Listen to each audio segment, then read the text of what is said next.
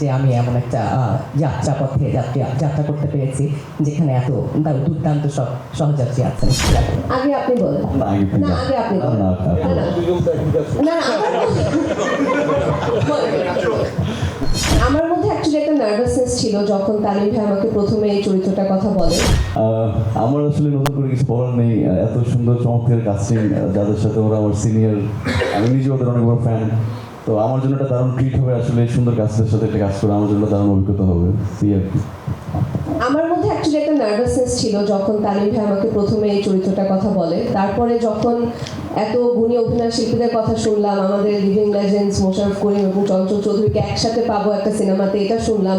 সেই সাথে আসলে স্বাধীন ভাইয়া এবং সামিউলের মানে স্ক্রিপ্টের কথা বলতেই হয়, ওরা এত দুর্দান্তভাবে কিছু ডায়লগ লিখেছে।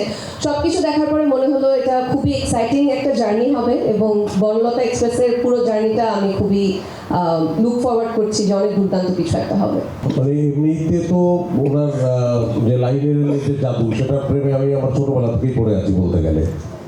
তো সেটা তো আছেই, এবং ঈশ্বরেও দারুচিনি দিকেরও ওই চরিত্রটি, আমি যেমন উপন্যাসটি এমনি অন্য সময় জীবনেও জানতাম না যে ওই চরিত্রটি আমার করা হবে, কিন্তু যখন এবং রেগুলার মিডিয়া বা ফিল্মে অভিনয়ের কথা চিন্তাও করিনি, থিয়েটার করতাম, সেই সময় ওই চরিত্রটি আমার পড়ার সময় মনে হয়েছিল সেই চরিত্রটা যদি অভিনয় করতে পারতাম। তো এবারও সেটা ঘটলো, সেই মুগ্ধতা তো আছে। আর কেমন লাগছে, এক ধরনের উত্তেজনা কাজ করে আমার সাধারণত যে কোনো কাজের আগেই, কারণ হচ্ছে যে এখানে বড় বড় কথা বলার খুব অবকাশ নাই। যে পর্যন্ত অভিনয়টা না করি, যে পর্যন্ত শটটা ওকে হয়, 5 4 3 2 1 0 অ্যাকশন, তারপরে যদি জ্বলে না উঠতে পারি, আমার এখানে অবশ্য চমৎকার কথা বলছি আমি, তার কিচ্ছু যায় আসে না যদি ওখানে আমি জ্বলে উঠতে না পারি আর কি। তো দোয়া করবেন আর কি। দেশের একাকার হয়ে গেল আর কি, মোটামুটি 18 বছর পার হয়ে গেছে দুইটার মাঝখানে। তো ট্রেন নতুন গন্তব্যে পৌঁছে গেছে। গন্তব্য আমার ফিক্স আসলে, দর্শক আপনারা সবাই। তো আমি আমার গন্তব্যে পৌঁছাতে চাই, দারুচিনি দ্বীপ থেকে বনলতা হয়ে আরো অনেক দূর। আর কোয়ার্টিস্ট নিয়ে কি বলবেন, শ্যামল মাওলা? আপনারা এর আগেও একটা ছবি পেয়ার করছিলেন তকির ভাই।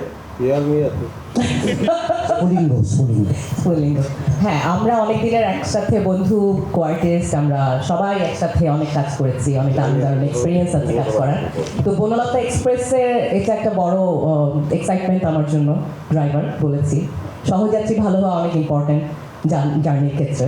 তো আনফর্চুনেট যে আমি এমন একটা যাত্রাপথে যাত্রা করতে পেরেছি যেখানে এত দুর্দান্ত সব সহযাত্রী আছেন। আমার মনে হয় বাঁধানোপুর কথা শুনে শ্যামল ভাই এবং ইন্তেকাব দিনার ভাইয়ের কথা শুনে দোয়া রাখবেন আমাদের সবার জন্য। All the best.